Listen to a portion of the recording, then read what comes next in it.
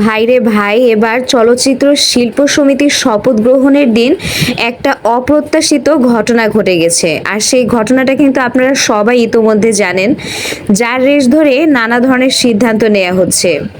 এক সাক্ষাৎকার গ্রহণকে মেনলি কেন্দ্র করে সেইখানে সাংবাদিকদের উপর হামলা চালানো হয়। আর এই হামলাটা করে অভিনয় শিল্পীরা।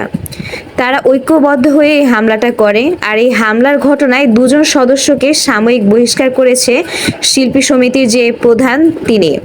এছাড়াও সংগঠনটির সাংগঠনিক সম্পাদক জয় চৌধুরী হামলার নেতৃত্ব দেন এবং সবার উপর অনেক বেশি খারাপ আচরণ করায় তাকে আজীবনের জন্য বয়কটের ঘোষণা দিয়েছে সাংবাদিকরা। সাংবাদিকদের পক্ষ থেকে বুধবার মানে 24 এপ্রিল এই ঘোষণা দেন লিমন আহমেদ।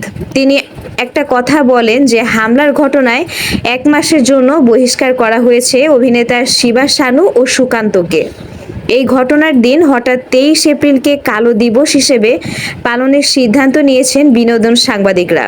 এ নিয়ে সবার মধ্যে অনেক আলোচনা সমালোচনা হয়, কিন্তু জয় চৌধুরী একটা পর্যায়ে দেখা যায় যে তিনি আলোচনার মধ্যেও খারাপ আচরণ করতে থাকেন।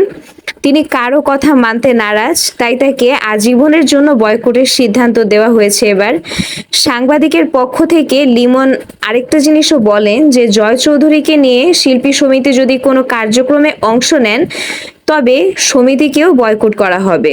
মানে এবার সাংবাদিকরা এত পরিমাণে তার উপর রেগে আছে যে তার জন্য প্রয়োজন হলে শিল্পী সমিতিকেই তারা বয়কট করবে।